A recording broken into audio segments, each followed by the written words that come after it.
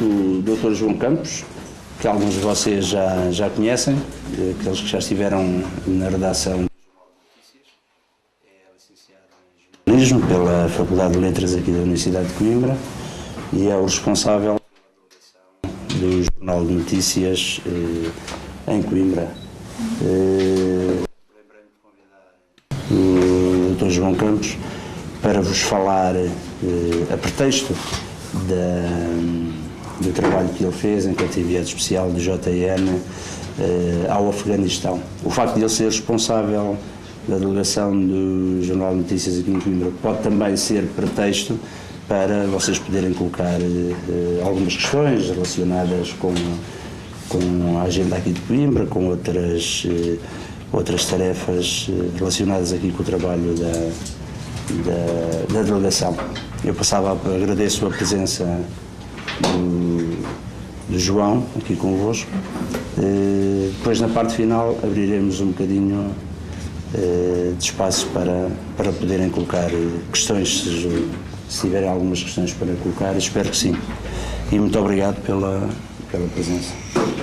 Boa tarde a todos. O já fez as apresentações. Eu sou jornalista há cerca de 10 anos, mais ou menos.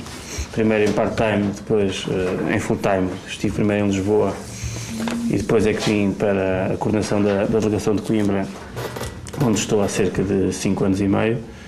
E felizmente no JN tem sido prática que mesmo estando, não sei se estão a ouvir todos, não costumo falar assim muito alto, mas que mesmo as pessoas que não estão na sede, que no nosso caso é no Porto ou em Lisboa, é normal que as pessoas das delegações sejam chamadas a outro tipo de trabalhos no exterior, como é o caso. Outros nós não fazem, no meu caso têm feito, e acho que também não é por nós não estarmos próximos das sedes, não temos direito a fazer estas coisas, que são trabalhos que nós valorizamos e que não são secas, antes pelo contrário, não é?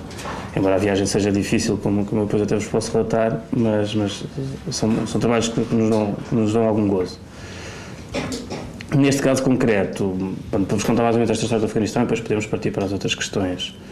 Eu soube desta viagem até muito em cima da hora e até foi um problema porque não me deu para preparar como devia ou como gostava de ter preparado, porque nós partimos de Portugal na sexta-feira de manhã e eu soube disto na terça-feira à tarde, portanto 2 dias antes, não é, sensivelmente. Me deu pouco tempo de preparação.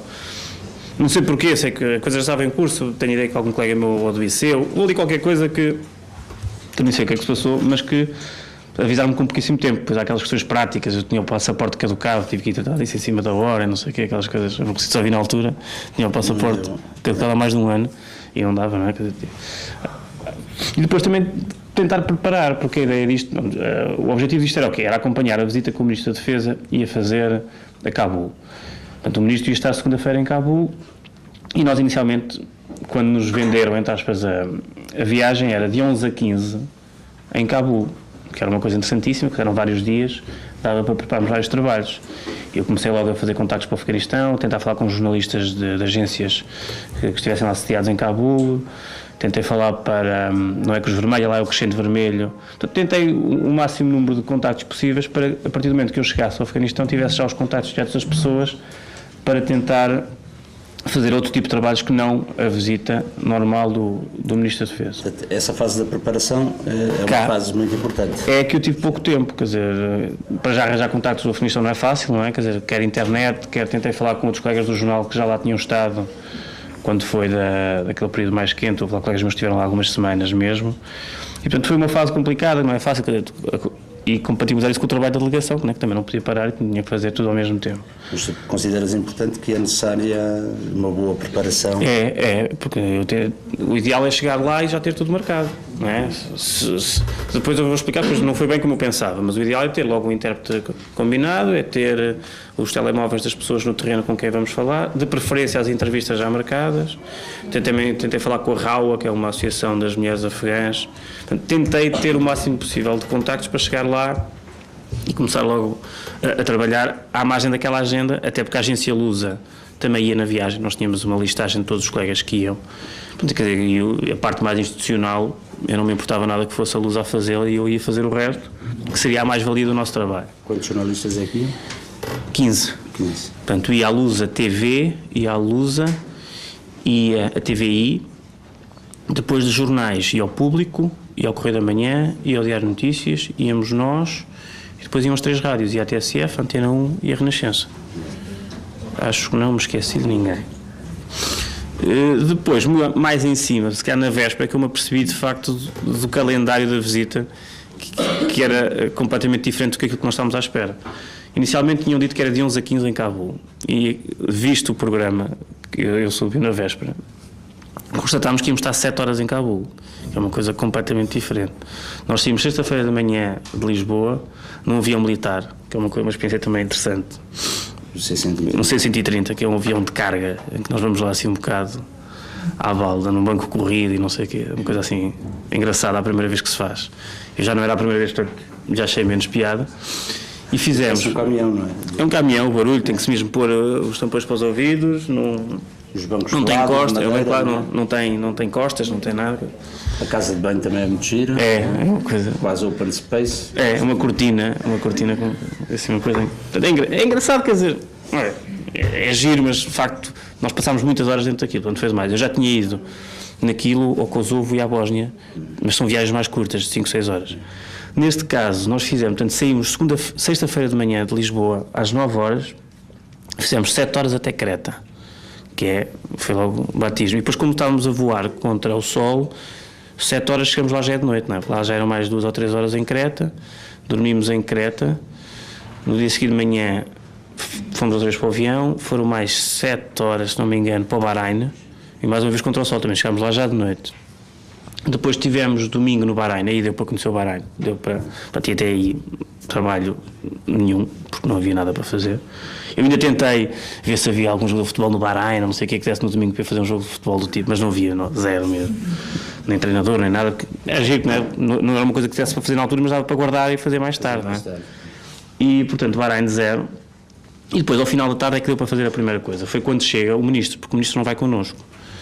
O ministro vai no Falcon e, portanto, tem que ir só em cima da hora. E, portanto, nós no domingo, no domingo, portanto, sábado, Creta-Bahrein, e depois no domingo já estávamos no Bahrein, andámos a conhecer aquilo, e ao fim da tarde chegou o ministro com os responsáveis da Armada, do Exército e da Marinha também, e da Força Aérea. E aí é que deu para fazer o primeiro apontamento, que é o primeiro artigo até que eu faço, que sai logo na segunda-feira, que no fundo é o artigo que antecipa a visita do ministro, que é de segunda-feira. E aí, esse primeiro não é feito? Não, este primeiro é feito lá. No Bahrein? É feito no Bahrein, precisamente. Podes mostrar só para... Eles enviaram para aqueles que viram. Pronto, e esse aproveitámos o quê? Mais pelo fator notícia, não tanto reportagem, porque aqui ainda não havia reportagem no terreno, quer dizer, eu fiz um caixilho com uma história de um tropa que ia para lá, que ia render outro, que é para também tentar ter um caixilho, mas aqui a notícia principal era de facto que a OTAN, portanto a NATO, queria mais tropas portuguesas lá. E isto ainda não tinha sido dito e aproveitámos. Depois também fiz aqui uns apontamentos da própria viagem e dos cuidados que o avião tinha que ter, foi coisas que nós fomos falando durante a viagem com os pilotos, porque o facto de aquilo ser um cenário de perigo, de risco, obriga a que o avião tenha umas certas cautelas. O cockpit tem que ser reforçado, tem que apagar as luzes, tem de facto aqueles dispositivos antimísseis que eles disparam uma coisa qualquer para o míssil se enganar, uma fonte de calor. E aproveitei também para dar um bocado da ideia da viagem, do ambiente no C-130, fiz essa primeira notícia. Depois, ainda nessa noite, portanto de domingo para segunda, não dormimos e saímos do Bahrein às 2 da manhã e fomos para Cabul. Foram mais 6 horas, portanto estão a ver vocês, 7, 7, 14 e 6, 20 horas só para chegarmos a Cabul, quer dizer, foi uma coisa perfeitamente... No C-130 para lá estar 7. Multiplicar por 10 em relação a... 20 horas para lá estar 7, quer dizer, tanto que nós, na véspera da viagem, ainda chegámos a ponderar da bondade de se fazer a coisa, porque, quer dizer, 7 horas em Cabul não dava, como depois eu infelizmente comprovei, não dava para fazer entrevista com as mulheres afegãs, não dava para ir falar com outros jornalistas, não dava para ir com os tipos do Crescente Vermelho ver qual é o trabalho deles. Quer dizer, íamos-nos resumir muito, de facto, à viagem institucional do Ministro, que ele usa, faria bem ou mal, mas acabaria por fazer. E fomos claramente porque a concorrência também ia. Quando chegámos à lista, o público vai, o DN vai, o Correio da Manhã vai, não podemos correr o risco de não ir. E fomos por isso, porque porque isto tem custos, a viagem é a Força Aérea que paga, porque vamos lá no avião, mas quer dizer, os hotéis, os telefones, essas coisas todas, e as empresas também têm que fazer contas a isso.